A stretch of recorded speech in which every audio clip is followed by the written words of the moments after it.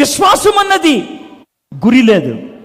ఒక విధంగా ఆలోచిస్తే హైందవులు ముస్లింలకు ఉన్నటువంటి విశ్వాసంతో క్రైస్తవుల విశ్వాసాన్ని పోల్చుకుంటే ఎందుకు పనికిరాదు అందే, ఎందుకు పనికిరాదు.